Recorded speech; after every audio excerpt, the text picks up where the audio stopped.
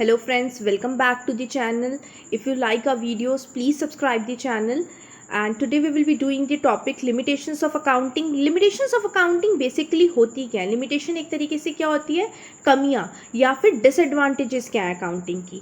Accounting के कुछ disadvantages हैं, ठीक है. तो अब हम ये पढ़ना चाहेंगे, स्टार्ट करेंगे कि अकाउंटिंग की क्या कमियां है या फिर अकाउंटिंग की क्या डिसएडवांटेजेस है. पेपर में या तो लिमिटेशंस ऑफ अकाउंटिंग लिखा हुआ आ सकता है या फिर आपका डिसएडवांटेजेस ऑफ अकाउंटिंग लिखा हुआ आ सकता है. तो पहला लिमिटेशन ऑफ अकाउंटिंग जो है वो है पर्सनल जजमेंट. पर्सनल जजमेंट का मतलब होता है हर किसी का अपना अपना पर्सनल ओपिनियन होता है.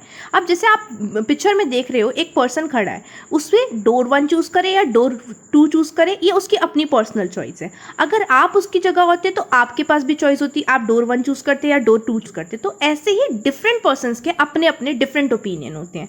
तो अकाउंट्स करने में भी हर किसी के अपने पर्सनल जजमेंट हो सकते हैं. सपोज एक एसेट खरीदते हैं, उसकी कितनी एस्टिमेटेड लाइफ रखनी है, इसमें भी एक पर्सन का अपना पर्सनल ओपिनियन हो सकता है.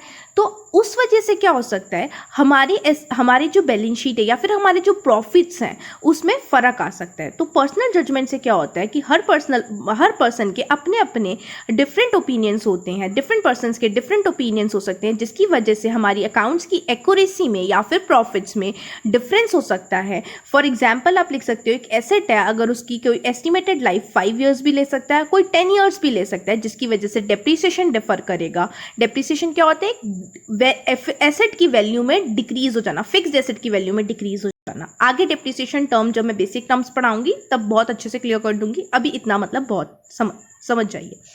उसके बाद ऐसे ही आप पेपर में क्या लिख कर आओगे, personal judgement means different persons may have different opinion. तो उसकी वजह से हमारी अकाउंट्स में एक्यूरेसी में फर्क हो सकता है या फिर प्रॉफिट्स में फर्क हो सकता है.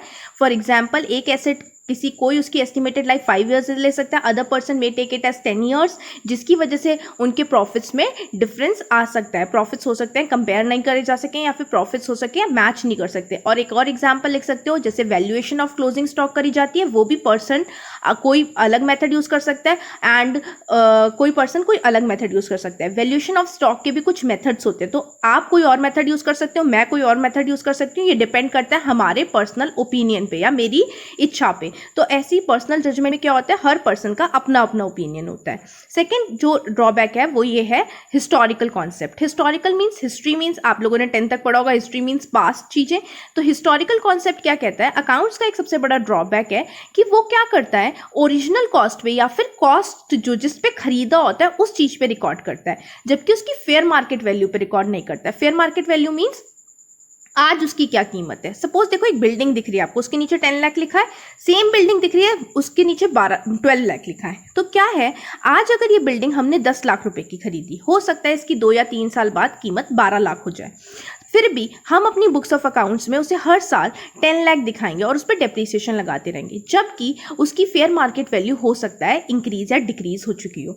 तो हम अकाउंट्स में क्या करते हैं, हिस्टोरिकल कॉन्सेप्ट यूज करते हैं. तो उसे क्या करते हैं, कॉस्ट पे, ओरिजिनल कॉस्ट पे जिसपे हमने खरीदा है उस पे रिकॉर्ड करते हैं, ना कि उसकी जो आज मार्केट वैल्यू या जो आज कीमत चल रही है उस पे रिकॉर्ड नहीं करते हैं. इसकी वजह से क्या होता है, हमारी जो फाइनेंशियल पोजीशन है उसकी एस्टिमेशन में फर्क आ सकता है. उसके बाद थर्ड ड्रॉबैक जो है वो है विंडो ड्रेसिंग. विंडो ड्रेसिंग का मतलब होता है किसी चीज को मैन्युपुलेट कर देना. हम अकाउंट्स की बात करें तो window dressing for accounts means manipulating accounts. Accounts में झोल कर देना है, फिर अकाउंट्स में मैन्युपुलेशन कर देना, गड़बड़ कर देना, गड़बड़ घोटाला कर देना. अब गड़बड़ घोटाला कैसे, हमारे प्रॉफिट्स आए कम है, सपोज मेरा प्रॉफिट आया 20,000 है, मैं दिखा 2 लाख रही हूँ गड़बड़ करके, तो क्या होगा, उससे मेरे प्रॉफिट्स में ज्यादा दिखा रही हूँ जबकि मेरे प्रॉफिट्स कम आए. तो इस वर्ड को बोलते हैं हम विंडो ड्रेसिंग और मैन्युपुलेटिंग द अकाउंट्स. तो अकाउंट्स आप पेपर में क्या लिख सकते हो, there may be a manipulation of accounts. For example, profits जो है आप के कम आए होंगे और आप तब भी उसको ज्यादा दिखा सकते हो. तो आप अकाउंट्स में, इंसान क्योंकि पर्सन अकाउंट्स बनाता है तो उसको वो मैन्युपुलेट कर सकता है, उसमें गड़बड़ करके चीजें लिख सकता है, चेंजेस कर सकता है, तो जिसकी वजह से प्रॉफिट्स अगर कम भी हैं तब भी हमें ज्यादा दिखाई जा सकते हैं. तो उसे हम बोलते हैं window dressing, that is manipulating accounts. उसके बाद है omission of qualitative information. Qualitative information का मतलब होता है क्वालिटी.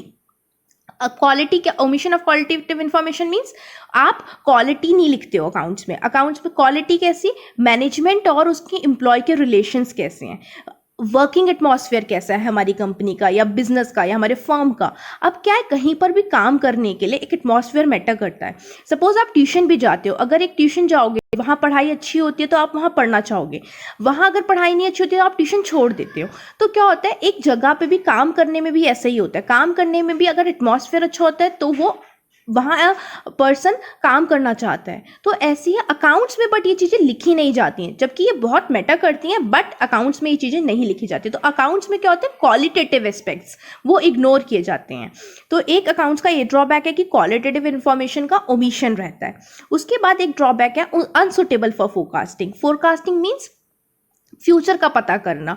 तो अकाउंट जो होती है वो अकाउंट से हम फ्यूचर पता नहीं कर सकते, क्योंकि अकाउंट्स क्या करती है, पास्ट इवेंट मीन्स जो ट्रांजेक्शंस हो गए हैं उनको लिखती है। अकाउंट्स कभी भी क्या कहते हैं, आपके ये नहीं बता सकती कि अगर सपोज मेरे को आज 20,000 प्रॉफिट हुआ है तो मुझे आने वाले साल में ना 50,000 हो जाएगा, फिर 60 हो जाएगा, ऐसा नहीं करती है। अकाउंट्स कभी भी फ्यूचर नहीं बताती है। अकाउंट्स सिर्फ आज के इवेंट्स को रिकॉर्ड करती है या फिर पास्ट इवेंट्स को रिकॉर्ड करती है, और उससे हमारा आज का प्रॉफिट बता सकते। रिवाइज करते हैं फिर से। पहला पॉइंट जो हो सकता है वो आपका रिवीजन में एक बार दोबारा से लिमिटेशंस ऑफ अकाउंटिंग कर लेते हैं। पहला पॉइंट ये हो सकता है पर्सनल जजमेंट, दूसरा point is historical concept, third point is आपका omission of qualitative information, fourth point is unsuitable for forecasting and fifth point is window dressing. तो आपको कुछ भी ये 5 पॉइंट्स हैं जो आपको लिखकर आने हैं पेपर में। लिमिटेशंस ऑफ अकाउंटिंग 4 मार्क्स का आता है यूजुअली पेपर में। अगर आप ये 5 पॉइंट्स भी लिखाओगे और इसके अंदर का जो मैटर मैंने बोला उतना लिखाओगे, आपको 4 आउट ऑफ 4 आराम से मिल जाएगा। इतना बहुत होता है पेपर में लिखना, और चांसेस बहुत होते हैं लिमिटेशंस ऑफ अकाउंटिंग के पेपर में आने की। तो if you like the video please subscribe our channel. Thank you.